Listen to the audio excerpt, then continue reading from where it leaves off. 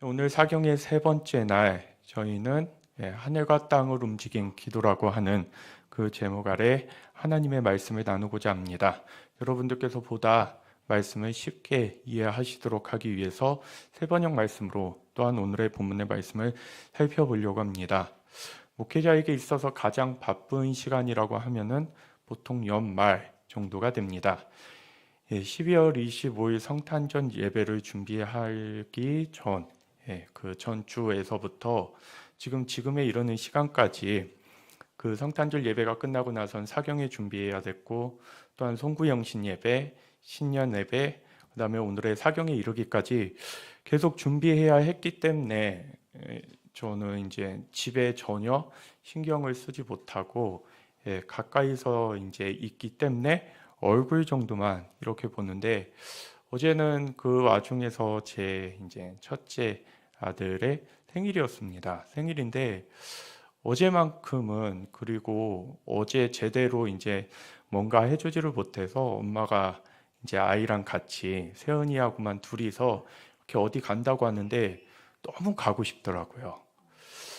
어제도 되게 미안했는데 오늘도 그 간다고 하는데 너무 가고 싶어서 잠깐이라도 나갔다 올까 하는데, 시간이 그러면은 도저히 이것을 준비할 시간이 또 나지가 않는 것이더라고요. 그래서 굉장한 미안한 마음을 가지면서 그냥 둘이 갔다 오라고 하면서 영상통화로 뭐 하고 있는지 정도 확인하고 선물을 뭐 샀는지 정도 이렇게 확인을 했는데, 왜 이 말씀을 드리냐면요, 제가 하고 싶은 거 다 하면서, 챙겨갈 거 다 하면서 제가 필요하다고 생각하는 것들, 아이와 생일을 보낼 수 있는 거, 뭐 연말도 못 보냈고 성탄절도 전혀 함께하지 못했기 때문에 충분히 할 수 있는 일이다 할지라도 그것들을 다 해나가면서 하나님이 지금 제게 맡겨주신 일을 할 수 없는 것이기에, 다행인 것은 어렸을 때부터 세은이하고 많이 놀아주지 못해서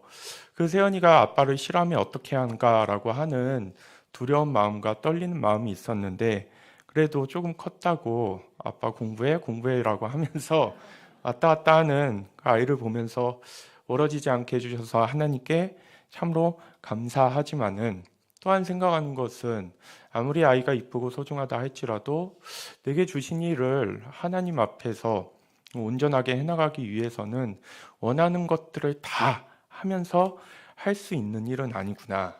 왜 이 말씀을 드렸냐면요, 이번 사경에는 여러분들께서 예배드리고 사경에 참여하시고 말씀 듣기에 편하게 제공하지 않았습니다. 그 이유는 제가 지난 주일 설교에도 말씀드렸던 것처럼 예배가 너무 우리 편의 중심적으로, 내 유익 중심으로 내가 드리고 싶으면 드리고 드리기 싫지 않으면 드리고, 이제 그것을 넘어서서 조금 불편하면은 나중에 영상으로나 봐야겠다, 나중에 다시 녹화한 거나 봐야겠다라는 식으로 가면서 예배가 갖고 있는 본래적 취지와 하나님이 중심이 되는 모습들을 점점 잃어버리고 있는 상황 가운데서, 마침 사경회 때 여러분들과 함께 나누려고 하는 이 말씀이 내가 조금 불편하면은 듣지 말아야지, 내가 조금 힘들면은 다음에 들어야지라고 하는 방식으로 이 내용의 말씀을 들어보셔봤자 크게 뭔가 우리에게 있어서 달라질 부분이 있을까라고 하는 생각을 하면서, 그러면은 대상을 많은 사람들이 듣게 하는 것이 아니라 정말로 하나님의 말씀 앞에서 새해를, 내게 남은 인생을 제대로 시작해 보고 싶으신 분들을 중심으로 대상에 놓고, 다음에 많은 분들이 들으실 수 있는 사경회를 또 한다 할지라도 이번만큼은 하나님 앞에서 마음을 정하고 뜻을 정하면서 이제까지 해왔던 신앙생활 가운데서 돌이켜서 새롭게 나아가보자 하고자 하는 분들을 대상으로 사경회를 진행하려고 하기 때문에, 많은 분들에게 있어서 편의를 받으리지 못하는 부분에 있어서 굉장히 송구스럽게 생각합니다. 그런데 이번 사경의 취지라고 하는 거, 우리가 함께 알아보고 있는 사울의 말씀을 통해서 우리는 그냥 새해가 됐으니까 이 말씀 한번 짚고 넘어가야지라는 식으로 이 말씀 앞에 선 것이 아니라, 사울이 하나님 앞에서 보여줬던 그 회심의 모습, 그것을 통한 그 회심을 통한 삶의 변화를 저희 삶 가운데서도 온전히 진정하게 이루고자 하는 강한 열망과 소망을 가지고 주 앞에 나아가 보려고 합니다.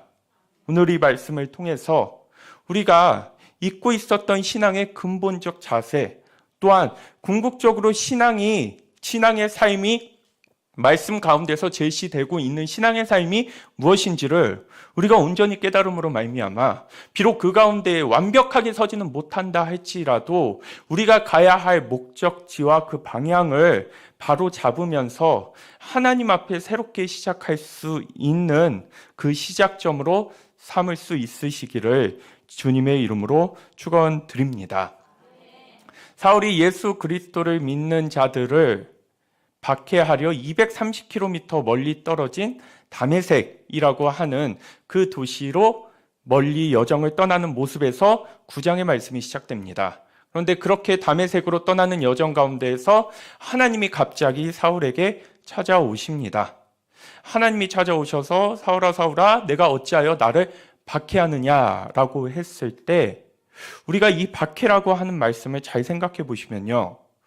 사울은 예수 그리스도를 직접 박해했다라고 하는 말씀이 없고 스데반이라고 하는 자, 하나님을 예수님을 온전히 믿었던 자를 죽였던 현장 가운데서 어떠한 책임을 맡고 있었던 그 사울의 모습을 보면서 사울이 박해한 자가 그리스도인이었구나. 그런데 그 그리스도인을 하나님께서 말씀하시기에는 자기를 박해했다라고 말씀하시는구나 라는 생각을 할 수 있겠지만요.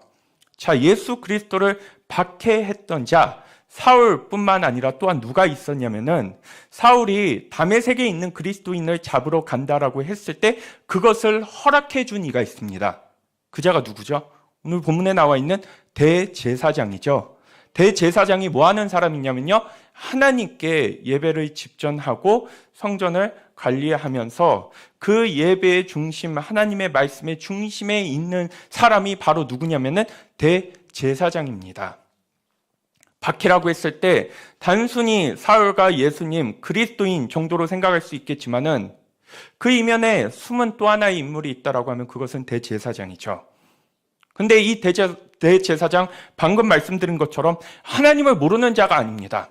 하나님을 굉장히 잘 알고 율법도 잘 알고 종교적 규율도 잘 알고 또한 하나님의 말씀도 그 누구보다도 가까운 곳에서 가장 잘 알고 있는 자가 바로 누구냐면 대제사장입니다. 그런데 너무나 아이러니하게도 그 대제사장은 하나님의 아들을 알아보지 못하고 하나님께서 보내신 메시아, 구원자를 박해하는 일 가운데 지금 앞장서고 있는 모습을 보여주고 있습니다. 곰곰이 생각해 보면 예수를 안 믿는 사람들은 예수를 박해할 시간도 아깝습니다. 박해하려고 하는 관심을 쏟는 그 노력조차도 아깝습니다. 그래서 예수를 믿지 않는 사람들은 굳이 박해할 필요성도 느끼지 못합니다. 그런데 예수님이 핍박당하고 박해당하며 조롱당하는 그 현장 가장 앞서고 있는 사람이 혹시 그리스도인이 될 수도 있다는 생각은 해보셨습니까? 범위를 더 좁혀서 그것이 하나님의 말씀과 하나님이 내게 부여해 주신 새로운 삶을 사는 것과 전혀 상관없이 내 욕심과 내 뜻대로 여전히 내가 하고 싶은 대로 살아가면서 교회만 다니고 있다고 하는 내가 예수 그리스도를 박해하는 자라는 생각을 해보신 적 있으십니까? 너무나 억측일까요? 그런데 실제로 예수님의 이름이 조롱당하는 때에는 바로 그리스도인들의 빛과 소금됨의 역할을 감당하지 못하는 가운데에서 예수님의 이름이 조롱당하고 그 가르침이 무시당하는 세계 가운데에서 살고 있습니다. 주님을 꼭 죽여라 라고 얘기하면서 앞장서야 주님을 죽이는 자가 아니죠. 주님께서 말씀하신 말씀들을 뒤에서는 그대로 이행하지 않고 살아내지 않으면서 다른 짓을 하면서 살아가는 사람들이 주님의 진리를 죽이고 있는 것이고, 주님이 고통당하고 있는 가운데서 도움을 요청하면서 나의 길 가운데 함께 가자라고 요청하지만은 그 요청을 지그시 암묵적으로 묵살해버리며 마치 나에게는 아무 말씀도 들리지 않았고 아무것도 모른다라고 하는 태연스러운 모습 가운데 서 있는 우리가 주님을 박해하는 자의 자리 가운데 서고 있다는 생각을 해보게 됩니다. 제하나, 너는 어찌하여 나를 박해하느냐? 라고 했을 때 제가 박해한 게 뭐가 있을까요? 저는 하나님의 말씀대로 열심히 살려고 하고 그 말씀을 전하려고 하는데요 라는 생각을 가지면서 제가 2년 연속 뽑았던 그 말씀에 대해서 크게 생각을 하지 않았지만요.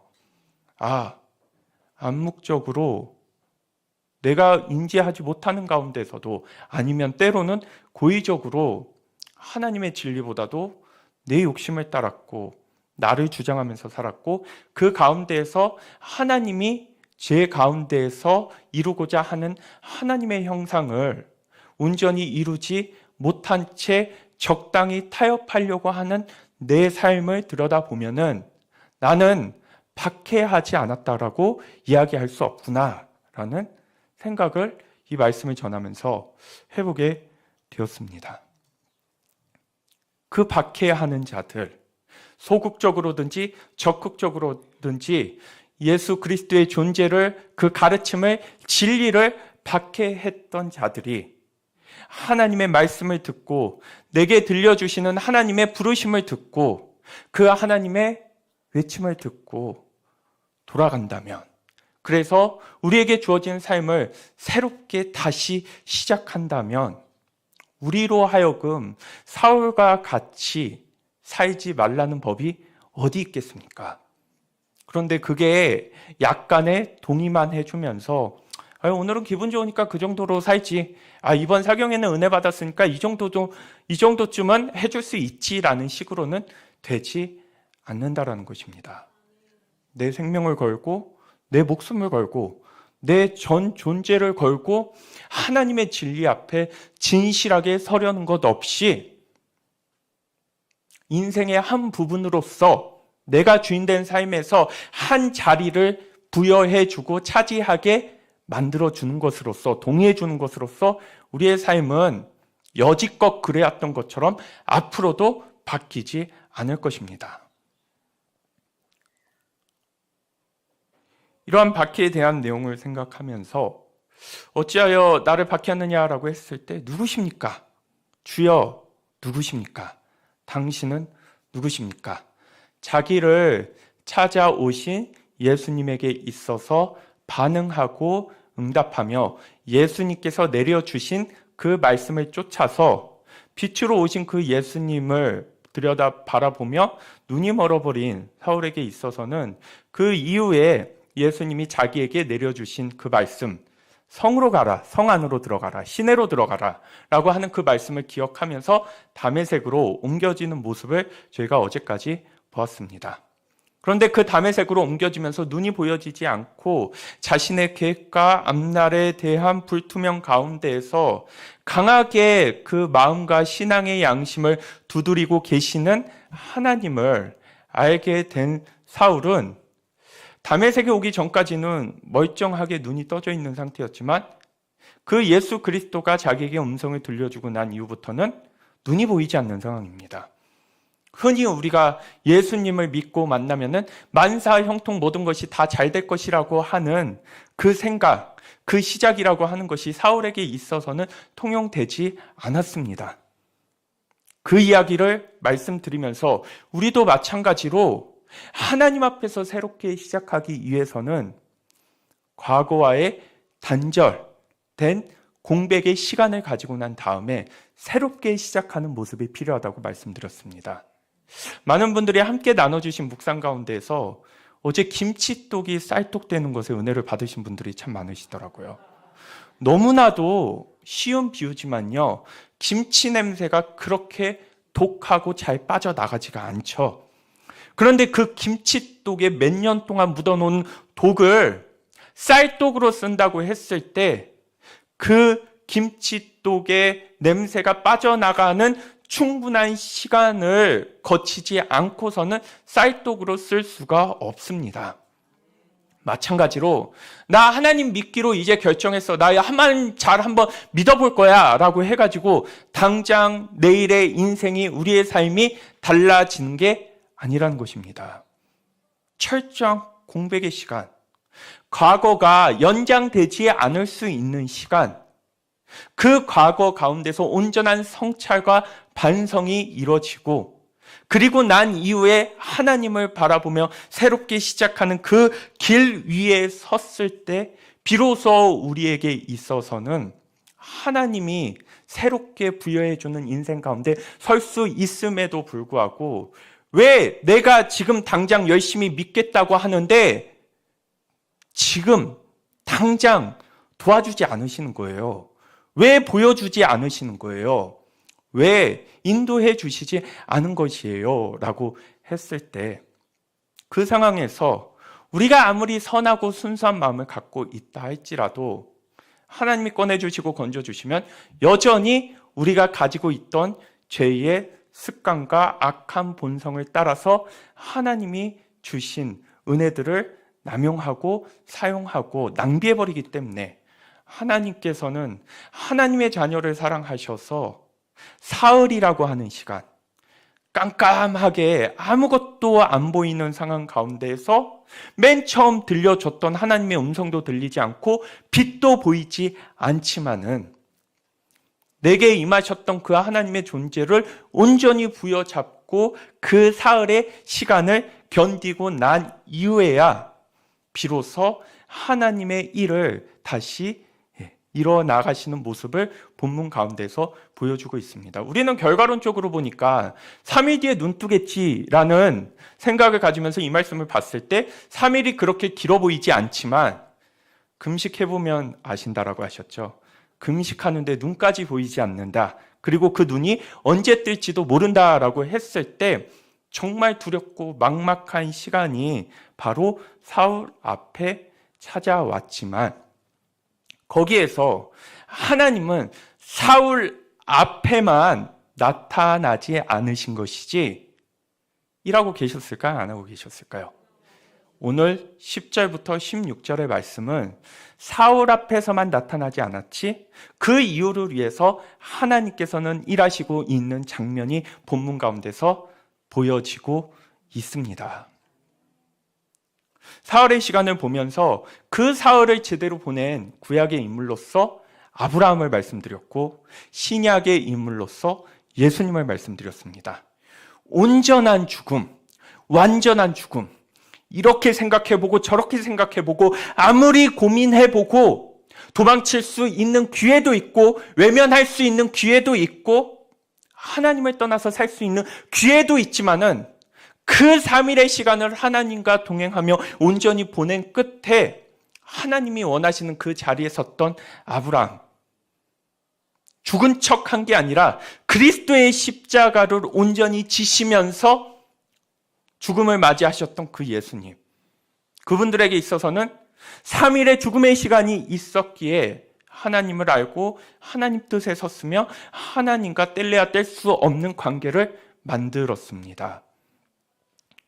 그런데 어제 함께 나눴던 요나를 보시면요, 물고기 뱃속이라고 하는 세상과 단절되어 있고, 또한 자신의 불순종을 통해서 하나님이 그 요나를 버리지 않으시고 끝까지 하나님의 뜻 위에 서게 하시려고 하는 그 사랑으로서 맞이하게 된 물고기 뱃속에서의 3일의 시간을 철저하게 자기중심적으로 무엇을 잘못했고 깨달았는지는 전혀 나타나 있지도 않고 깨닫지도 못한 채 그 3일의 시간을 낭비한 결과 하나님은 라오디아의 교회, 뜨겁지도 차갑지도 않은 그 미지근한 교회를 토해냈다라고 하는 것처럼 요나를 물고기 뱃속에서 토해내서 그렇게 하기 싫어하는 그 니느웨의 회개를 외치려고 하는 일을 감당하게 했지만, 그 일을 다 하고 나서 온전히 돌이키지 않았던, 죽지 않았던 요나는 차라리 회개를 볼 바에는, 하나님의 뜻이 이루어지는 것을 볼 바에는 나를 죽여달라고 하는 게 낫겠다, 나 좀 데려가 주세요 라고 하는 그 고백을 통해서 요나가 2장에 드렸던 그 기도라고 하는 것은 굉장히 자기 중심적이고 자기의 신앙을 온전히 들여다보지 못하는 허위적이고 껍데기의 모습으로서 제시되어 있는 것을 어제 본문의 말씀을 통해서 확인했습니다. 어려움의 시간을 보낸다 해서 우리가 다 사울과 같은 길 위에 서는 게 아닙니다. 내 삶이 어렵고 고되다고 해서 사울처럼 회심하는 것도 아닙니다. 어렵고 고되지만 내게 임하시는 그 하나님을 바라보며 그 하나님을 부여잡고 내 인생의 중심을 하나님께 두며 그 하나님을 통해서 건강하게 진실하게 서보려고 하는 성실하고 꾸준한 삶의 노력들이 우리 뒷 가운데에서 뒤따라오지 않는다면 우리에게 있어서 고난은 고난이고 우리를 더욱더 악하게 만드는 나쁜 일에 불과하다는 것입니다. 이러한 상황 가운데에서 우선 예수님께서 말씀하신 것처럼 다메섹으로 들어가기는 했지만은 눈이 보이지 않는 상황에서 사울은 스스로 이 기회가 그냥 자기 자신에게 찾아온 흔한 기회가 아님을 알고 눈이 보이지 않는 두려움과 막막한 상황 가운데서 금식함으로 말미암아 자신의 육을 가장 약하게 만들면서 사울이 찾고 추구하려고 했던 것은 무엇입니까? 왜 예수라고 하는 분이 나를 찾아오셨지? 왜 예수가 나를 만나 주셨지? 그 예수가 나를 찾아온 목적은 무엇이지? 바로 여기에 붙들림 받기 위해서 이 목적에 집중하기 위해서 뭐를 했냐면 바로 금식을 했다라는 것입니다. 그 금식을 하는 사울을 뒤로 하고 10절부터 16절은 다메섹에 있는 아나니아라고 하는 사람, 유대인, 22장에도 이 사울이 회심했던 이야기를 사울의 입으로 고백하는 장면이 나오는데 이 아나니아라고 하는 유대인은 모든 사람들로부터 존경을 받고 있었던 훌륭한 유대인, 그러니까 유대교 신앙을 갖고 있었지만은 굉장히 건강하고 그 다음에 사람들로부터 인정받는 건강한 신앙의 모습, 이제 유대인이었지만은 그리스도교로 옮겨진 것이죠. 그리스도인이 되었죠. 그 그리스도인의 모습으로서, 유대인 그리스도인의 모습으로서 아나니아라고 하는 자가 등장하게 되고 하나님은 그 아나니아와 대화하는 모습을 오늘 본문 말씀 가운데서 보여주고 있습니다. 10절, 11절 다 같이 읽어보시겠습니다. 그런데 다마스쿠스에는 아나니아라 하는 제자가 있었다. 주님께서 환상 가운데서 아나니아야 하고 부르시니 아나니아가 주님 여기 있습니다 하고 대답하였다. 주님께서 아나니아에게 말씀하셨다. 일어나서 고등 길이라 부르는 거리로 가서 유다의 집에서 사울이라는 다소 사람을 찾으라. 그는 지금 기도하고 있다. 13절, 14절 우리가 미리 읽어보겠습니다. 아나니아가 대답하였다. 주님, 그가 예루살렘에서 주님의 성도들에게 얼마나 해를 끼쳤는지를 나는 많은 사람에게서 들었습니다.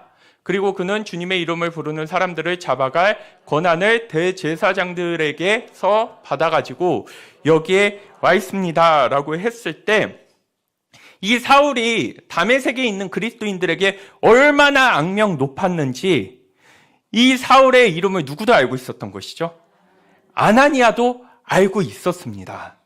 아나니아도 알고 있어가지고 하나님이 아나니아에게 가가지고 자, 사울에게 안수해주고 사울을 찾아가라 하니까요. 아나니아 입장에서는 사울의 명성을 듣고 그 사울이 그리스도인들을 잡아다가 예루살렘의 대제사장의 종교 재판에 넘긴다라고 하는 소리를 들었는데 그 사람에게 가가지고 무슨 해코지를 당할지 모르는 상황 가운데에서 하나님이 이러한 말씀을 하셨을 때 아나니아는 갈까요? 안 갈까요? 갑니다. 가는데 안 가 이러시는 분들은 성경을 집에 가서 다시 잘 보시고요. 갑니다. 그렇게 해서 하나님께서 사울에게 베푸시고자 하는 은혜를 아나니아를 통해서 베풀어 주십니다. 그 일 가운데서 그 역할을 감당하는 모습을 보여주고 있는데요. 아나니아가 이렇게 갈 수 있었던 이유, 13절과 14절과 같이 미심쩍고 그 다음에 위협을 느끼면서 두려움과 불안을 느낄 수 있는 사울에게 갈 수 있었던 이유가 있었다면은 저희가 갖고 있는 성경 가운데서는 잘 나타나 있지 않습니다. 그런데 11절 성경을 원어에 충실해서 헬라어를 번역해서 이렇게 들여다보면은 뭐가 어떠한 번역이 나오냐면요. 11절 마지막 줄, 유다 집에서 사울이라는 5사람을 찾아라. 그는 지금 기도하고 있다라고 하는 부분이요. 그는 지금 기도하고 있다라고 하는 부분이 원어적으로 해석하면 어떻게 나오냐면요. 왜냐하면 보라, 그가 기도하기 때문이다. 그러면 왜냐하면 때문이다는요. 뭐를 얘기해주고 있는 것이죠? 앞에 절에 대한 이유를 얘기해주고 있는 것이죠. 너는 사울에게 가야 돼. 사울에게 가야 돼. 그런데 여기에서 보라라고 하는 것은 특별한 일, 우리 가운데서 흔치 않는 일이 나타났을 때 야 저것 좀 봐라고 했을 때 바로 그 보라의 의미입니다. 그러면은 보라, 사울이 기도하기 때문이다라고 했을 때 하나님께서는 아나니아에게 사울이 기도하고 있기 때문에 그것이 특별하게 여겨질 수 있기 때문에 아나니아에게 그 모습을 보고 사울에게 뭐라는 것입니까? 나가라는 것이죠. 그럼 여기에서 기도하기 때문에 나아가구나 이렇게 생각을 할 수 있겠지만요. 이 의미를 보다 깊게 들여다보려면요. 무엇을 생각해야 되냐면요. 사울이 기도하는 장면이 흔한 일일까요? 흔치 않는 일일까요? 굉장히 흔한 일입니다. 왜냐면요. 사울은 유대교에 있었던 사람으로서 유대교라고 하는 종교에 열심히 있었던 사람들입니다. 그런데 유대인들은 당시에 바리새인들, 자기도 그렇죠. 열심으로는 뒤지지 않는 바리새인이라고 하는 고백을 바울 스스로가 빌립보서 3장의 말씀을 통해서도 들려주고 있는 것처럼 그 모습을 생각해 본다면요. 이 유대인들은 얼마나 기도를 열심히 하는지 그들이 우리는 주기도문을 통해서 기도한다라고 하지만은 그들은 이미 세몬의 에스레라고 하는 기도문을 갖고 있고 18기도문 18개로 되어 있는 구문으로 되어 있는 기도문을 가지고 있어서 거기에서 일반적으로 우리가 드릴 수 있는 할 수 있는 기도문이라고 하는 것이 있었습니다. 단순히 그러한 기도문만 많았던 것이 아니라 또한 철저하게 기도를 지키는 사람들이 바로 유대교의 바리새인들이었다라고 하면요. 사울은 그 누구보다도 기도를 열심히 하고 그 누구보다도 하나님께 나아가면서 구별된 시간을 들였던 자로 생각해 볼 수 있습니다. 그 기도문을 보면은 굉장히 유사한 부분들이 많이 있습니다. 찬양도 있고 감사도 있고 중간에 18개 중에서 6개 정도 되는 기도문이라고 하는 것은 현실적인 간구, 그리고 나머지 부분들은 종말적인 앞으로 다가올 하나님의 시간에 대한 간구들을 포함하고 있는 가운데에서 그렇게 기도를 잘하고 그걸 누구도 알까요? 아나니아도 알죠. 아나니아도 누구이기 때문에요? 유대인이기 때문에요. 유대인 그리스도인이기 때문에 사울이 기도 잘한다라고 하는 것을 보라라고 했을 때 일반적인 의미로 들여다보면요. 사울이 기도하기 때문에 가라라고 하는 것은 아나니아의 입장에서 우리가 그러죠. 납득이 안 가는 일이라고요. 아니, 유대인이 기도를 잘하는 게 당연하고 기도를 하는지 알고 있는데 그 사울이 기도한다고 나에게 죽을 위험을 무릅쓰고 사울이 어떠한 마음을 품고 있는지도 모르고 함정을 파놓고 있지도 모르고 나를 해할지도 모르는 두려움을 안고서 그 사울을 찾아가야 되느냐라고 했을 때 아까 말씀드렸죠. 기도하는 모습은 흔할 수 있습니다. 기도하는 모습이 다 비슷하겠죠.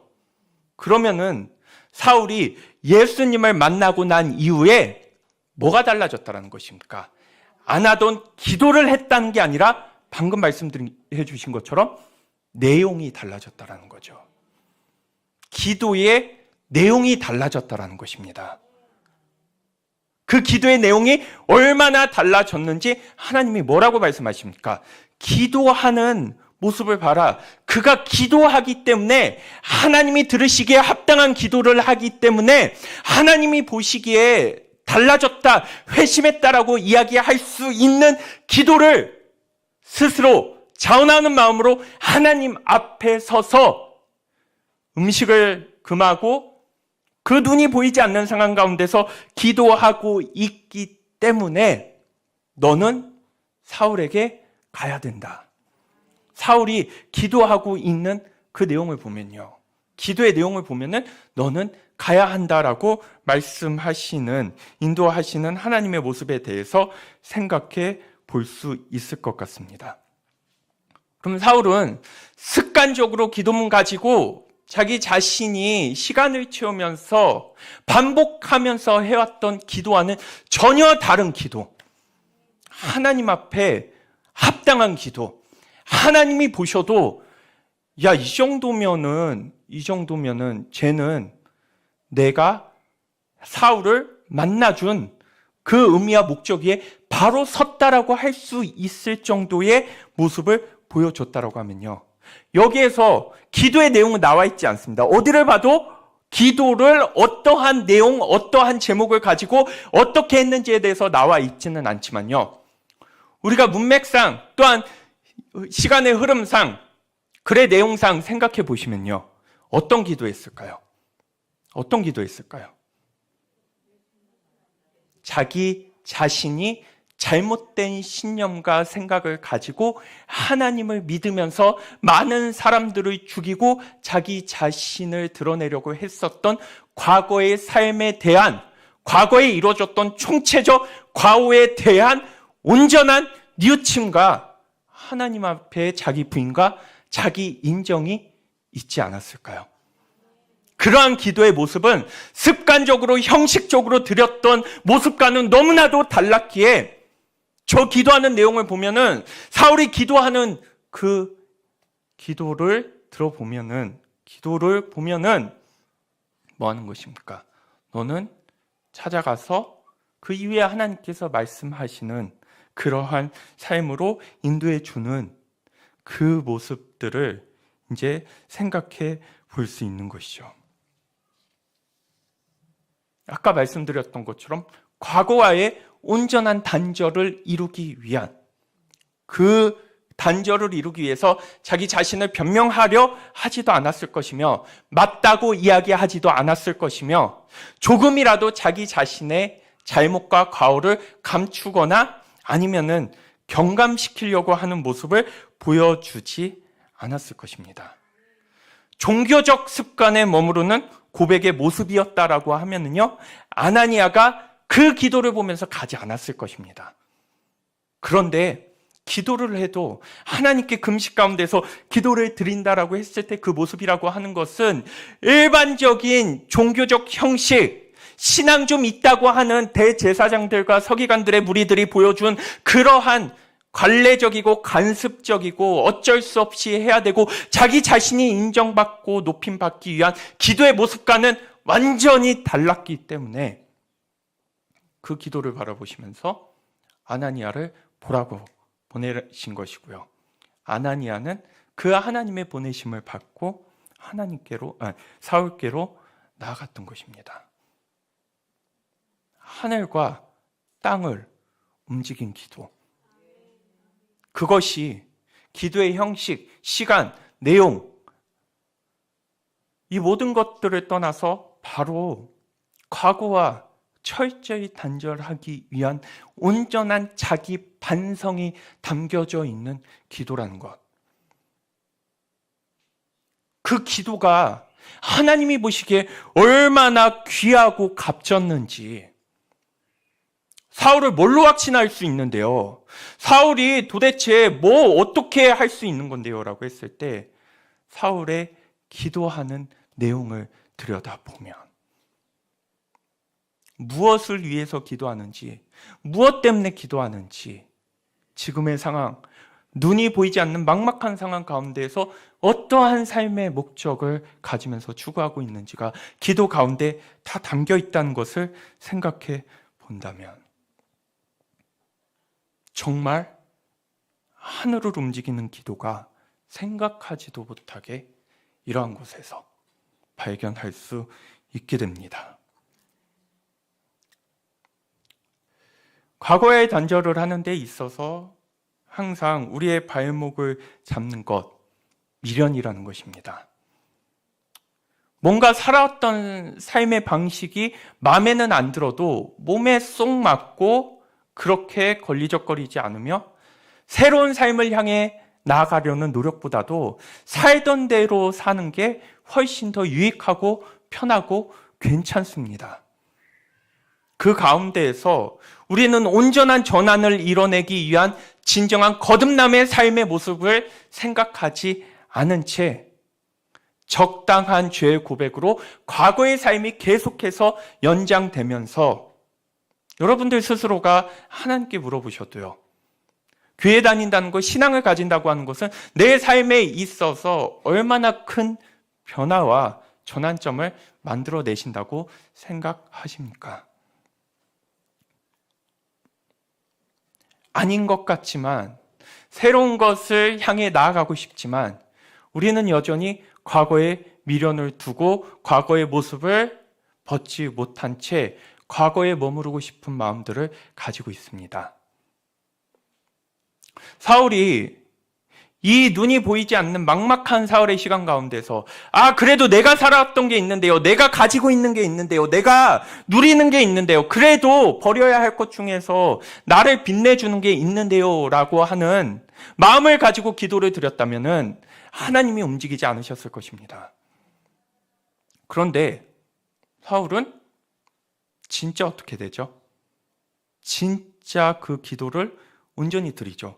아니 목사님 성경에도 안 나와 있는데 어떻게 알아요? 라고 했을 때 사울이 뒤에 사는 모습을 보면은 이것은 마음을 변화시키고 중심을 바꾸지 않으며 하나님 가운데서 온전히 서지 않으면 할 수 없는 삶을 살아갔을 때 그의 전환점과 그가 하나님으로부터 했던 회심과 돌이킴이라고 했던 것은 그냥 이루어지는 일은 아니었음을 충분히 생각해 볼 수 있습니다. 이렇게 마련된 시간 가운데서도 우리도 앞을 향해 나아가야 되는데 자꾸 뭐가 있습니까? 내가 살아왔던 삶의 방식이 더 편하기에 거기에 머무르려고 하는 미련이 알게 모르게 우리 가운데 남아있을 때 회심은 이루어지지 않을 것입니다. 아마 종교적 열심은 좀 더 가질 수 있을 것입니다. 예전보다 교회 열심히 다니고 한두 달 정도는 예배도 잘 참여할 것입니다. 그런데 그게 전부입니다.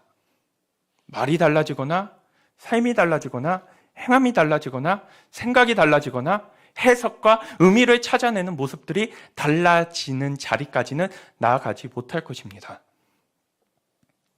이 모습을 창세기에서 들여다보면요. 창세기 19장 14절부터 16절의 말씀을 우리가 들여다보겠는데요. 창세기 19장의 말씀이 무엇이냐면요. 여러분들께서도 아주 잘 아시는 소돔과 고모라가 이제 멸망당하는 상황 가운데에서 그 소돔과 고모라 좋아 보이는 그 땅에 누가 있었죠?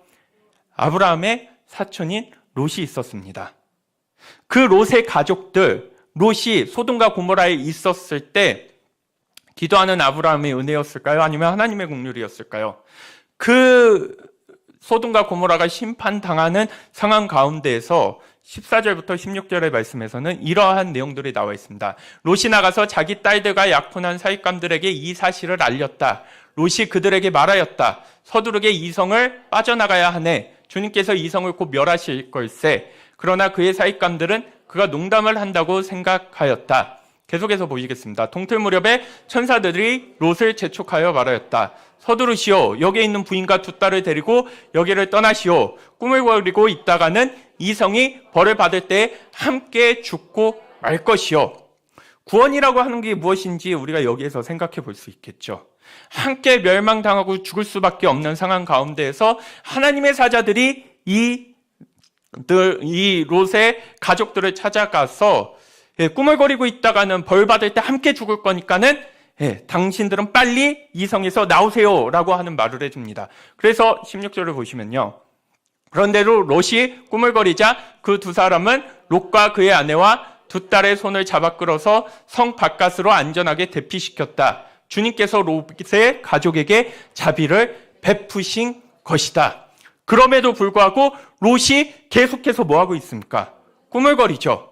왜 꾸물거릴까요? 롯은 소돔과 고모라 땅에 가면 잘 먹고 잘 살 줄 알아서 그 땅을 택했는데 심판받아서 망할 것 같은 상황이 찾아오니까요. 그가 이뤄놓던 삶의 모습들, 삶의 전리품들을 봤을 때 그냥 놓고 갈 수가 없어서 꾸물거리고 그럼에도 두 사람은 롯과 그의 아내와 두 딸의 손을 잡아 끌어서 성 바깥으로 안전하게 대피시켰다. 그러면서 마지막에 이 상황을 정리해주고 있죠. 롯의 가족에게 자비를 베푸신 것이다. 하나님의 자비가 롯의 가족에게 임했을 때 이것은 복일까요? 복이 아닐까요? 엄청 큰 복이죠.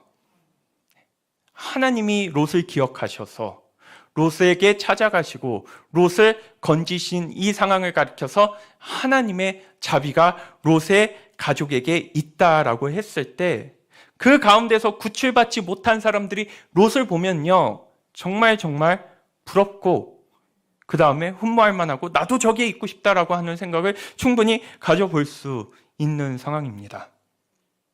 그런데 정작 이 안에 있었던 롯은 꾸물거리고 있고 그 롯의 아내는 우리가 19장 26절의 말씀을 보면요. 롯의 아내는 뒤를 돌아봄으로 소금 기둥이 되었다라고 얘기하고 있죠. 이게 무슨 상황일까요? 지금 죽게 생겼으니까 현상에 이끌려가지고 억지로 나오기는 했는데 마음은 어디 있습니까? 마음은 멸망당한 그 땅 가운데 놓고 온 자신의 소유, 자신의 삶, 자신의 재산에 있는 모습을 볼 수 있습니다. 누군가가 부러워할 만한 새롭게 출발하고 그 안에서 구원받고 하나님을 알아서 다시 살아갈 수 있는 기회를 얻었음에도 불구하고 이 롯과 롯의 아내는 그게 별로 대수롭게 여겨지지 않았던 것 같습니다. 현상에 이끌려서 죽을 것 같으니까 마지못해서 이끌려서 간 사람은 마음을 과거에 두고 온 사람은 하나님의 인도하심을 받지만 여전히 어디를 돌아볼 거야? 뒤를 돌아보죠. 그 뒤를 돌아보는 모습 가운데에서 한 성도님이 저에게 연말이라고 전화를 주시면서 통화하는 과정 가운데에서 목사님 저 이제 많이 내려놨습니다라고 했는데 그 내려놨다라고 하는 말을 본인께서 아니요 내려놨다는 것도 아닌 것 같아요. 저는 지금 환경이 어쩔 수 없고 되지 않을 것 같으니까 그냥 제 스스로가 포기한 것이지 될 수 있는데 내가 하나님을 바라보면서 하나님 앞에 서면서 할 수 있는 것을 하지 않겠다라는 방식으로 이야기하는 것은 아니겠다라고 하는 의미로 다시 자신의 말씀을 수정하신 적이 있으십니다.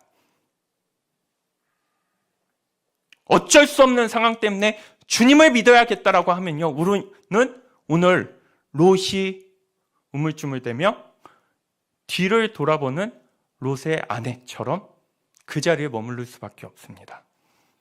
겉으로 보면은 새롭게 시작한 것 같지만 2022년 새롭게 나아가는 것 같지만 사경에도 나와가지고 뭔가 새로 시작할 것 같지만 진짜 냉정하고 섬뜩하게 우리가 잘 생각해 보면요. 우리가 여기에 참여한 사람들이 이 사경이 끝나고 진짜 변할까요? 진짜 거듭날까요? 여러분들은 여기에 참여한 모든 분들이 다 그렇게 변화되고 거듭나면서 주님이 주신 생명으로 다시 일어설 것이라고 생각을 하십니까? 그거는 비관적인 생각이 아니라요. 우리가 처해 있는 사실이죠. 현재죠. 왜 그럴까요? 어쩔 수 없이 망할 것 같아서 소돔과 고모라는 떠나왔지만 내 마음은 늘 어디 있는 것이죠? 소돔과 고모라 멸망당할 그 땅에서 내가 가지고 싶었던 것, 내가 이루고 싶었던 것, 내가 누렸던 것. 만약 사울이 그러한 마음을 가지면서 주님 앞에 기도했다면요. 주님이 움직이셨을까요? 주님이 아나니아를 움직이셨을까요? 아니면은 주님이 혹 그 기도를 들으셨을까요? 우리는 내가 기도하는 게 너무나도 익숙치 않고 기도를 자주 하고 기도가 늘 빠지지 않는다라고 생각을 해서 여러 가지 이유 때문에 아무튼 내가 기도를 하면은 하나님이 당연히 들어주시겠지라는 생각을 할 수 있겠지만요. 사울이 그 자리에서 제가 그래도 잘 몰라서 그런지 그렇게 잘못한 건 아니에요. 저는 뭐 죽이려고 하는 마음은 없었는데 어떻게 됐으니까 죽인 거지. 저 원래 그렇게 나쁜 사람 아닙니다. 라는 식으로 주님 앞에 기도했다면요. 주님이 보내실까요? 주님이 아나니아에게 그 모습을 보여줬을 때 아나니아는 하나님의 말씀에 순종할 수 있는 용기를 얻을 수 있는 것일까요? 과거에 머문 사람, 그 과거에 머문 사람의 이야기의 주제는 늘 과거죠.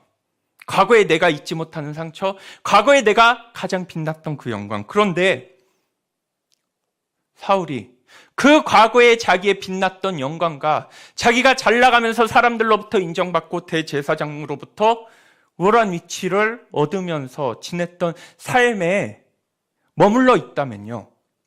사울은 새로운 인생을 시작할 수 없습니다. 제가 20살 때 설교할 때 들어보신 분들은 아시겠지만 저 그때 설교에서 굉장히 하기 싫다는 말씀 많이 드렸고요. 저는 원래 주의 종의 길을 가는 게 아니라 정말 저만의 길을 가고 싶다라고 하는 말씀 굉장히 많이 드렸지만요. 이제 안 하죠. 이제 안 하죠. 왜 안 할까요? 그런 거 얘기할 시간이 없어요. 지금 내게 주어진 삶, 하나님 내 앞으로 인도하실 그 삶, 그 삶을 바라다 보면서 그것을 열심히 살아내고 그것을 붙잡고 가는 것만으로도 숨이 턱턱 차는데 과거에 나 예전에 잘 나갔어, 나 예전에 공부 잘했어, 나 그런 게 무슨 소용이 있습니까? 아무 소용 없습니다. 그거를 꺼낼 것도 없죠. 꺼낼 시간도 없습니다. 내 시간이 과거에 머물러 있다면요. 하나님이 내게 오셔서 나를 사랑하시고 내게 은혜 주시면서 사울과 같이 새롭게 인도하고 우리를 초청하며 우리에게 가야 할 길 가운데 우리가 서지 못하니 자꾸 과거를 들여다보며 그 과거 가운데서 단절하지 못하고 미련을 두며 내 마음을 거기에 두며 내 존재와 내 인생은 거기에 있었던 것처럼 생각하며 마치 내 시간은 거기에서 멈춰져 버려서 나는 지금 껍데기로만 사는 것 같다면요. 사는 것 같지 않다면요. 예수 그리스도의 십자가에 돌아가심과 그 은혜라고 하는 것은 나에게 있어서 무엇입니까? 그리스도는 왜 돌아가셨죠? 우리에게 주신다고 하는 그리스도의 은혜는 무엇이지? 상처를 느낄 수 없이 과거의 어떠한 삶에 맬 것 없이 하나님이 사울을 인도하시며 새로운 삶 가운데서 세우시는 삶이 있다는 것. 그것을 들여다봤을 때 우리가 2021년까지 해왔던 그러한 신앙의 모습을 가지고 2022년도에 나가도 여러분들 스스로가 한번 하나님께 기도하며 물어보시기를 바랍니다. 저 이렇게 믿어도 될까요? 이렇게 믿어도 별 문제 없을까요?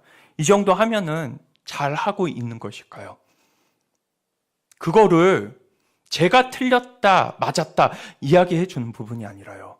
여러분들이 하나님 앞에 기도하고 하나님 앞에 물어보며 하나님 앞에 진실하게 서려고 하는 마음조차도 없이 우리가 무슨 새로운 시작을 할 수 있겠습니까?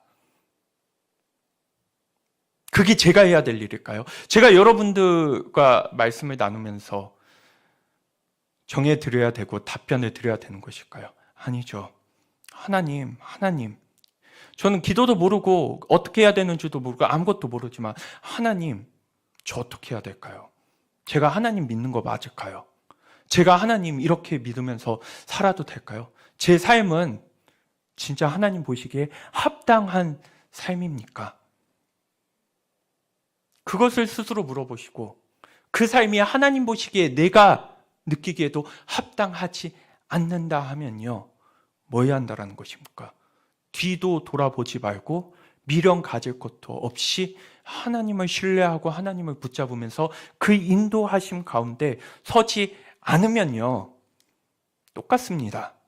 크게 달라질 것 없습니다.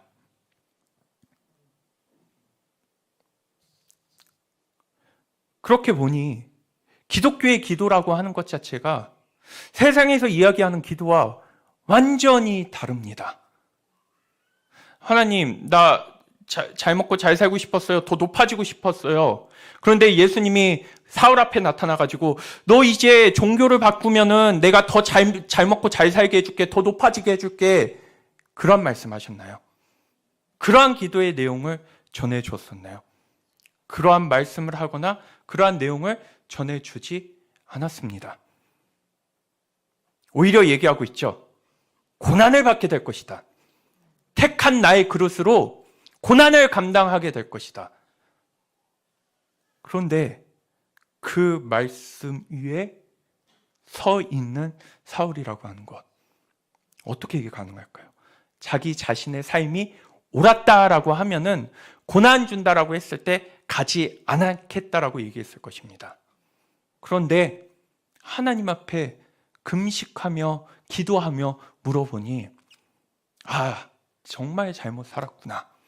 다시는 그렇게 살면 안 되겠구나.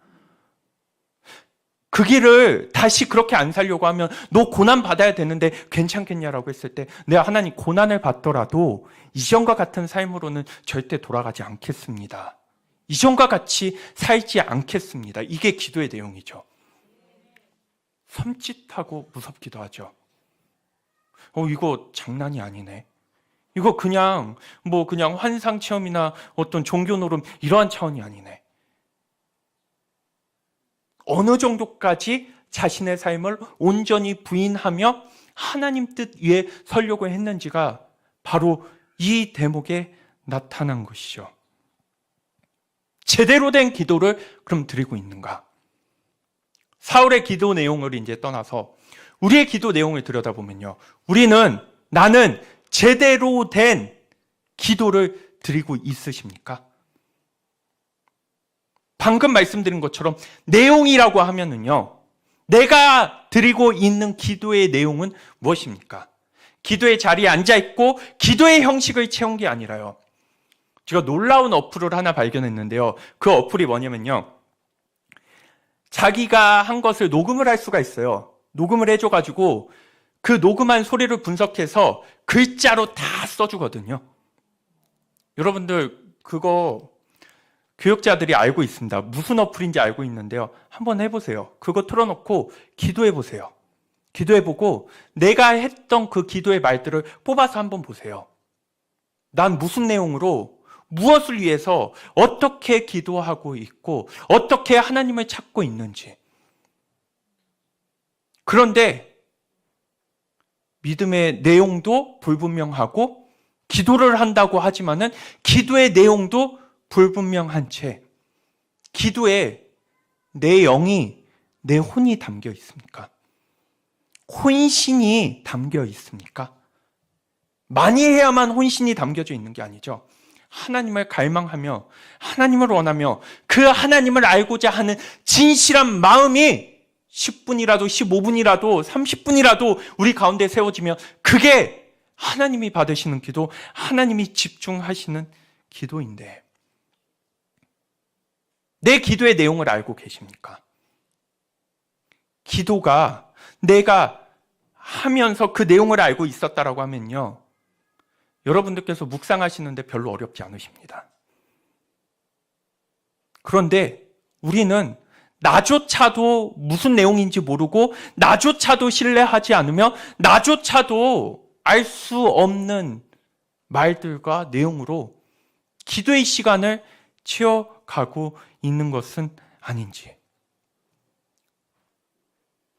지금 오늘 담임 목사님께서 미처 내려오진 못하시고 그 영상으로 지금 이렇게 힘겹게 그 영상으로 예배를 드리고 계십니다. 지금 수면 장애가 엄청 심하셔서 불규칙적으로 잠을 못 잘 때도 있고요. 때로는요. 잠을 못 잘 때도 있고 불규칙적으로 그렇게 되는 상황 가운데서 수면의 질이 좋지 않다 보니 음식 자체도 먹거나 소화를 시킬 수도 없으셔서 거의 죽으러 드시고요. 어떻게 답이 안 나오는 그 상황 가운데에서 정말 고민하시다가 오늘은 영상으로 이렇게 들으시면서 있는데요. 그 말씀을 하시면서 너무 답답하시더라고 하면서요. 시키지 않으니까 기도하는 사람도 없다. 교회 와서 교회를 위해, 목사를 위해 기도해 주는 사람도 없다. 코로나라서 교회가 폐쇄된 게 아니죠, 지금. 여러분들이 오셔서 한두 명씩 멀찌감치 떨어지셔서 기도하시고 가신다고 해도 누가 왔는지도 모르고 있었는지도 모르고 기도할 수 있다라고 하면은 얼마든지 기도할 수 있음에도 불구하고 정해주지 않으니까, 말하지 않으니까. 이게 될까요?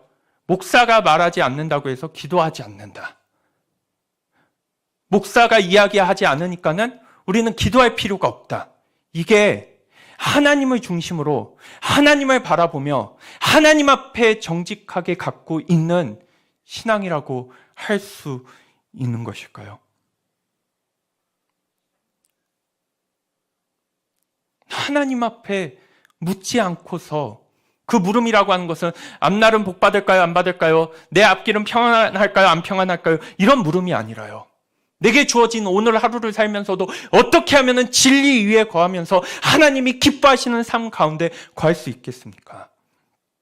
이 코로나 시대 가운데에서 교회를 위해서, 공동체를 위해서, 그리고 힘들어하고 있는 목회자를 위해서 기도의 불이 꺼져버려서, 그럼 담임 목사님이 막 화내시면서 왜 기도 안 해? 라고 해가지고 다 모여서 기도하면은요, 하나님이 그 기도를 들으실까? 이 생각은 해보셨습니까? 하나님이 그 기도를 바라보시면서 아이고 기도 잘한다, 아이고 많이 모였네, 잘하고 있다, 이러실까요? 지금 우리 신앙 가운데서 하나님이 진짜 계십니까? 하나님을 우리가 부여잡고 하나님 앞에 서며 그 하나님과의 관계 위에 우리의 신앙을 만들어 나가고 계십니까? 하나님에 대한 깊은 관계와 알미 없다 보니 보혈 찬송을 할수록요, 놀라워요.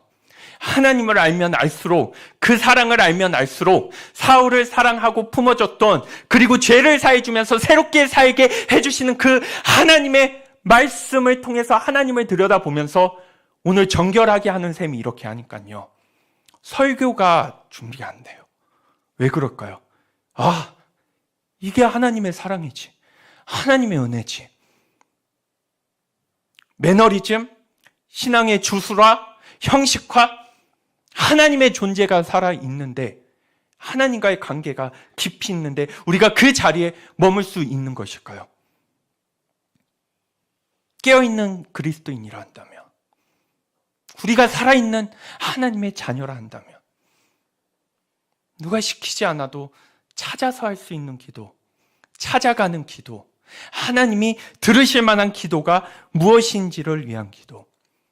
그러면서 나는 무엇을 위해서 어떻게 기도한다라고 하는 것을 나는 알고 있어야죠. 그런데 기도를 해보면요, 저도 그런 시기를 거쳐서 잘 알지만요, 몸은 여기 있지만 정신은 온 세계 방방곡곡을 다 다니면서 헤집어 다니면서 내가 기도를 했다고 했지만요, 결국에는 실컷 나중에 뭐 하지, 뭐가 좋았지, 뭐를 먹어야지, 뭐를 준비해야지, 이 생각하면서 마무리돼요. 하나님의 존재가 살아있기 위해서 그럼 기도해야 되는 모습은 무엇일까? 써보기라도 해야겠다. 한국말로 읊어보면서 그 말씀을 녹음이라도 해봐야겠다. 나는 어떻게 기도하고 있는가? 무슨 내용을 기도하고 있는가? 나는 하나님 앞에 어떠한 마음을 드리고 있는 것인가?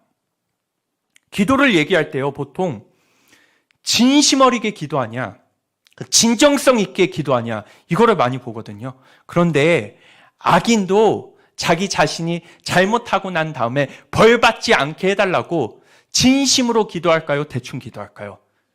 진심으로 기도합니다.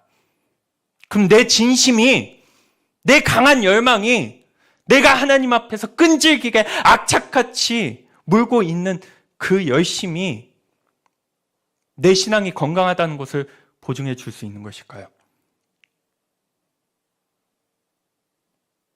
기도에 대한 나의 진심, 그 다음에 또 뭐를 생각하죠? 치성.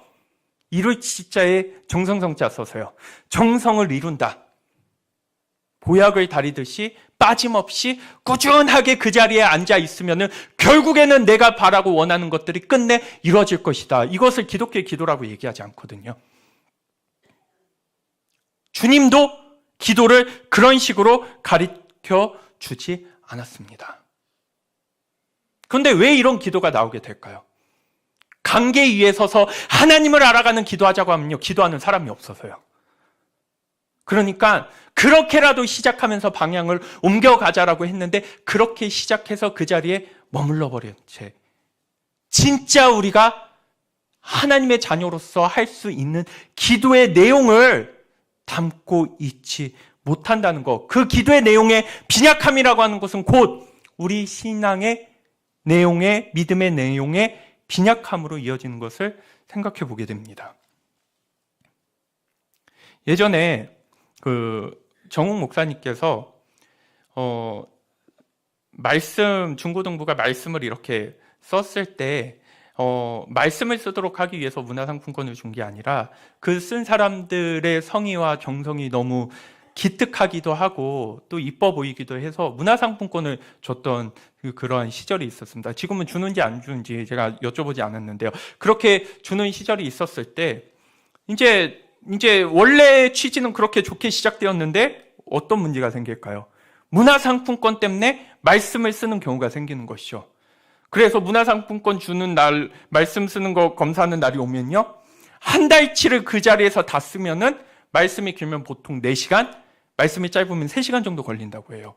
그렇게 해가지고 한 달치를 다 쓰고 있는 이제 그 학생에게 야, 너 그런데 쓰고 있는 본문이 뭐야? 라고 하니까요, 저도 모르겠는데요. 이게 굉장히 웃기지만요, 우리가 기도를 그렇게 하고 예배를 그렇게 드리며 하나님을 그렇게 찾고 하나님 앞에 그렇게 산다는 것이죠. 믿음의 내용이 없어서 너무너무 빈곤합니다. 했던 얘기 또 하고 또 하고 내가 갖고 있는 하나님에 대한 이해가 멈춰버리니 하나님이 경이롭지도 않고 새롭지도 않으며 놀랍지도 않고 은혜롭지도 않으며 그 하나님과 더 깊은 관계를 만들고자 하는 마음도 들지 않습니다. 사울이 아까 뭐라고 했냐면요, 기도했던 자, 규칙적으로 기도했던 자, 하나님에 대한 신실한 신앙과 열심을 가지고 있던 자라고 한 그 사울이 열심히 기도하고 난 다음에 뭐 했습니까? 사람들을 죽이는데 잔인하게 짓밟는데 앞장섰던 자가 바로 사울이었습니다. 그런 사울을 보면서 주변에 있는 사람들은 뭐라고 얘기했을까요? 너 참 믿음 좋다. 하나님에 대한 열심이 특출나구나. 역시 너는 나는 사람이다. 하나님께 사랑받는 사람이다. 이러한 모습들이 어느 가운데서요? 사울이 열심히 드렸던 기도 가운데 이루어졌다라고 하는 것은 굉장히 무섭습니다. 말씀을 잘 준비한다고 해서, 예배를 잘 드린다고 해서, 기도를 잘 한다고 해서 아니구나.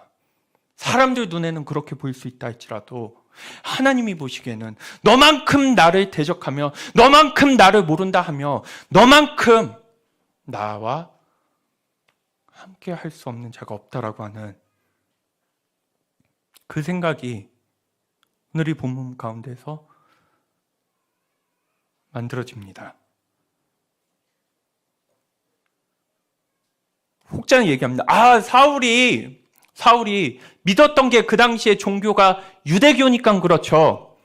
사울이 그 당시에 아직 예수님을 못 만났으니까 그렇죠. 그럼 예수님은 하나님하고 동떨어진 자입니까? 아니죠.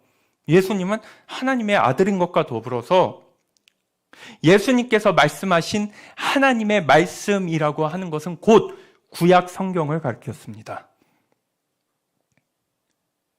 그러면 사울은요, 말씀에 대해서 열심히 믿고 모든 것을 다 알았다라고 했을 때 어떻게 예수님은 구약 성경을 가지고 하나님을 사랑하고 이웃을 사랑했는데 어떻게 사울은 구약 성경을 가지고 나와 다르다고 하는 자들을 짓밟고 잔인하게 죽이며 자기 자신이 옳다고 하는 삶을 살았던 것일까요? 이 모습에 대해서 잘 생각해 보시기를 바랍니다.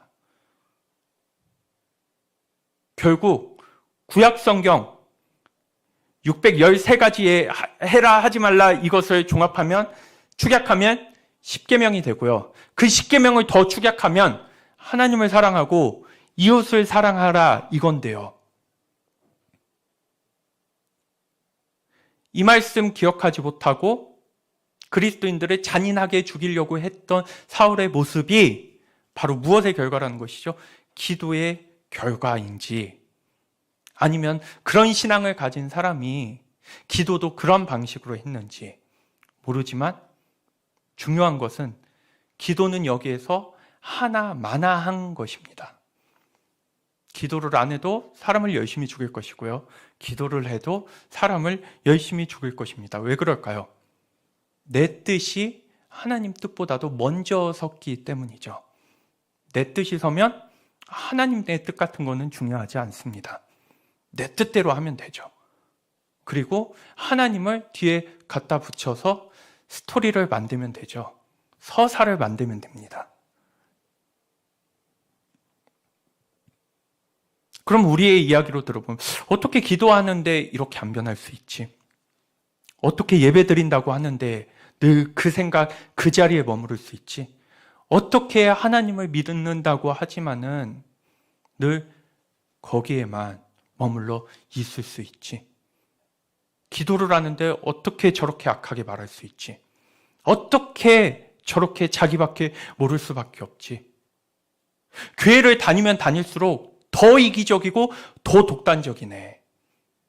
더 자기 자신을 볼 줄 모르네. 지금 실제 그 모습이 그러고 있죠. 차라리 열이라도 덜 받게 교회나 다니지 말고 악하라고요. 그러면은 설명이라도 가고 이해도 가고 납득이라도 가는데요. 하나님께 기도한다면서 그리스도의 뜻을 쫓는다면서 진리를 위해 산다면서 기도하고 작정하고 부르짖고 예배드리고 금식하고 설교를 전하고 설교를 듣고 사울이 멀리 있는 게 아니라 바로 나와 우리의 신앙 가운데 있는 것임을 생각해 보게 됩니다. 한 번쯤 우리가 의문을 가져야 하는 부분이 바로 이 지점이죠. 왜 기도를 하는데 난 더 악해질까? 왜 기도를 하는데 나는 더욱더 나 자신밖에 모를까? 퇴행. 어쩌면 이렇게 하나님을 믿으면 믿을수록 거꾸로 가고 있는 것일까? 아니면은 전혀 하나님이 주인 되지 않았을 때와 한치의 다른 삶을 만들어내지도 못하는 것일까? 기도의 본래 역할은 무엇일까요? 정화시키는 것이죠. 악했던 우리를 깨끗하도록 하기 위해서 나의 못된 생각들을 하나님의 말씀을 통해서 정화시키기 위해서요. 그래서 우리가 기도하죠. 그래서 예배 드리죠. 미웠다가도 분한 마음이 들다가도 예배하고 기도드리면 그 마음이 풀려서 화해를 내밀어주고 화해 손길을 내밀고 상대방의 화해를 받아주면서 다툼이 종식되고 그 가운데에서 서로를 향한 애틋한 마음을 회복하고 관계는 세워지며 이러려고 기도하는구나, 이러려고 예배 드리는구나. 내 미움이 더해지기 전에, 누군가를 더 아프게 하기 전에 내가 기도해야지. 내가 예배 드려야지. 내가 말씀을 통해서 은혜 받고 손을 내밀어야지. 내가 하나님이 원하시는 그 삶 가운데 건강하게 서야지. 그러려고 예배 드리는 것이 아니라 나는 변하기 싫어요. 변할 일도 없을 거예요. 변할 수도 없어요. 그러니까 저 사람 변화시켜 주세요. 저 마음 변화시켜 주세요. 저 사람 움직여 주세요. 저 사람 일으켜 세워 주세요.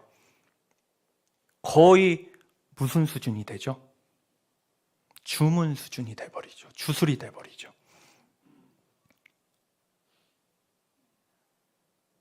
기도했을 때 내 마음. 담임 목사님께서 이건 담임 목사님이 아니고 저희 어머니께서 둘째 아들을 대할 때 둘째 아들이 말 안 하고 꽁할 때가 예전에 예수님을 알기 전에 하나님 알기 전에 막 2달도 됐고 3달도 됐어요. 말을 안 해요. 그런데 하나님을 알고 나서 그 기간이 점점 줄어들더니 몸이 힘들고 본인이 여러 가지 고민이 있는지 송구영신을 준비하는 가운데서도 우리 둘째 아들이 말을 잘 안 하더라고요. 안 해가지고 예전 같았으면은 또 왜 말 안 하냐, 뭐 어떻게 해야 되냐 이렇게 했을 텐데요. 본인이 예배를 드리고 하나님 안에서 회복하더니요. 저녁에 와서 라면 먹고 이렇게 집에 갔어요. 예배를 드리려면 나도 저렇게 드려야겠다. 내 미움과 불편한 마음을 내려놓고 상대방을 품어안고 제 아내가 1대1 하는 걸 되게 좋아하거든요. 제가 1대1 하는 걸 좋아해요. 왜 그러냐면요. 둘이 사이가 안 좋았다가도 1대1 하고 오면은요. 제가 화해를 하고 마음을 풀고 이렇게 하니까요.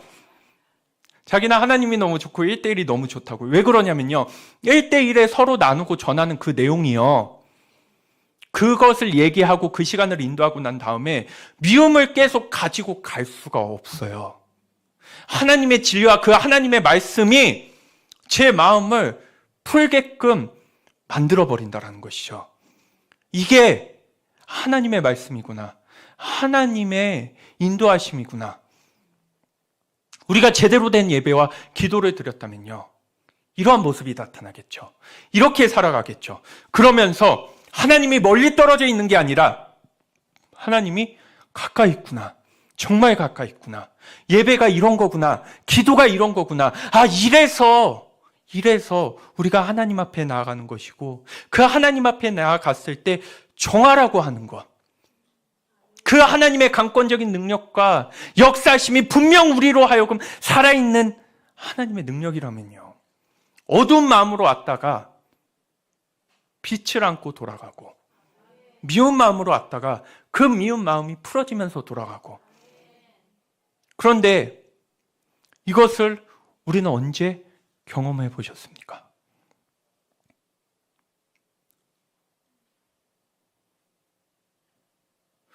나를 정화시킨다라고 했을 때 결국에는 내가 하나님과 가까워지면서 내 기도 제목과 기도의 내용도 자연스럽게 달라질 수밖에 없습니다.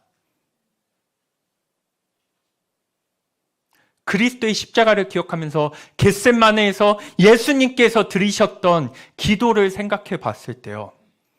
하나님 지금 사는 거 불편한데 좀 더 좋은 거 주세요.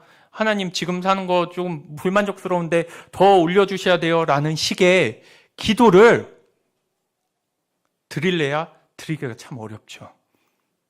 그저 주신 것에 감사할 뿐이지 뭔가를 달라, 뭔가를 채워달라, 뭔가를 이뤄달라라고 하기에 그게 내 욕심인가 탐욕인가 조심스럽고 노심초사하며 그러한 간구를 함부로 드리면서도 축복이라고 이야기하기에는 너무나도 부끄럽고 죄송스러울 때가 있는 것은 주님께서 사셨던 삶 가운데서 드리셨던 기도, 주님께서 우리에게 가르쳐 주셨던 주기도문의 내용만 우리가 알고 생각해도 우리는 내 마음대로, 내가 생각한 대로, 내가 좋다고 하는 방식대로 기도하는 것이 참으로 어려울 것입니다. 오늘 말씀을 정리해 보면서 기도에 대한 내용을 내일도 여러분들과 함께 나누도록 할 텐데요. 단순히 기도라고만 생각하지 마시고요. 예배도 될 수 있고 찬양도 될 수 있고 금식도 될 수 있고 공동체 모임과 구역에서 함께 드리는 예배도 얼마든지 될 수 있습니다. 여러분들이 하나님으로 이름으로 이루어지는 모든 외부적 활동에 있어서 가장 중요한 것은요, 이거 하나님이 받으실까? 하나님이 보실까? 하나님이 들으실까? 하나님이 합당하게 여기실까? 하나님이 원하시는 것일까? 우리가 예배 드리지만요, 이 예배 가장 중요한 것은 뭘까요? 편하게 드리냐? 편하게 드리지 못하냐? 이 부분이 아니죠. 어떻게 해야 하나님이 이 예배를 받으실까? 내 마음을 보시고 받으시기에 합당한 예배로 내가 준비할 수 있을까? 정말 피치 못한 상황에서 얼마든지 방송으로, 인터넷으로 드릴 수 있습니다. 그런데 단순히 귀찮아서, 번거로워서, 어렵고 힘들어서 그 어차피 똑같은 내용인데 다릅니다. 제가 첫날에 말씀드렸죠. 관계가 세워지면은 나를 바라보시면서 열심히 수업하시는 그 목사님이 전 너무 감사해서 녹음 파일 듣지 않고 주차할 곳 없지만 불법 주차 딱지 떼가면서도 저를 기다리고 계시는 그분을 생각하시면서 그 자리 가운데 나아가죠. 하나님에 대해서 그런 마음을 가질 수 있을까? 하나님을 우리가 그러한 마음을 가지고 찾을 수 있을까라고 했을 때 이 마음이 우리 가운데 중심으로 형성되고 난 다음에 인터넷으로 예배를 드리던 와서 예배를 드리던 그게 무엇이 중요하겠습니까? 그런데 점점 변질되어 가고 있는 이 상황 가운데에서 하나님을 중심으로 드리는 기도. 그래서 지금 바울의 마지막이라고 말씀드렸지만요, 딱 여기까지만 말씀드릴게요. 나머지는 내일 말씀드리도록 하겠습니다. 바울의 지금 이 상황에서 급한 거는 보이지 않는 눈이에요, 눈. 그런데 하나님이 아나니아에게 말씀해 주십니다. 내가 그 바울이 아나니아가 안수해줘서 눈을 뜬 그 환상을 보았다라는 장면을 미리 말씀해 주십니다. 그러면 그것은요, 바울이 보고 싶어서 본 걸까요? 하나님이 보여주셨기 때문에 본 걸까요? 하나님이 보여주셨기 때문에 본 것이죠. 우리는 내가 원하는 것, 내가 보고 싶은 것을 위해서 기도하는 게 아니라요, 주님의 진리와 주님의 말씀과 그 주님 위에 건강하게 서 나가면은요, 마치 바울에게 눈을 뜨는 장면을 보여준 것처럼 우리로 하여금 알게 해주시고 보게 해주시고 느껴주시게 하실 것입니다. 그걸 본 바울은 눈 뜨게 해달라고 기도했을까요? 예수님이 어떠한 존재인지를 알게 해달라고 기도했을까요? 네. 예수님이 어떠한 존재, 왜 나에게 이런 일이 일어났는지, 그럼 저는 앞으로 무엇을 하며 어떻게 살아야 하는지,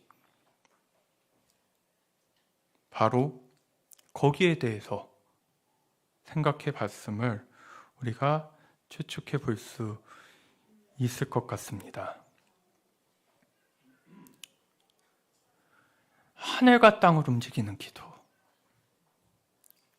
하나님이 움직였던 기도가 무엇인지를 생각해 보시면서 바울만 움직일 게 아니라 이 말씀을 들으면서 새로운 출발선 위에 서 계시는 여러분들, 하나님이 움직이실 수 있는 기도. 그런데 하나님은 하나님만 움직이지 않으시고 누구도 움직이셨죠? 제가 처음에 제목을 하늘을 움직이는 기도 했는데요, 자세히 보니까요, 하늘만 움직인 게 아니라 또 뭐도 움직였죠? 땅도 움직였더라고요. 아나니아도 움직였더라고요. 내 진실한 신앙이 누구를 살릴 수 있어? 얼마나 변화될 수 있어? 뭐 그게 그렇게 영향력이 있겠어? 라고 했을 때 하나님을 중심으로 세워지는 건강한 신앙이라고 하는 것은 하나님을 움직이고 내 주변에 있는 사람, 땅도 움직이게 될 것입니다. 우리는 아직 그 일이 어떻게 펼쳐질지 모르고 그것을 어떻게 맞닥뜨리지 모르지만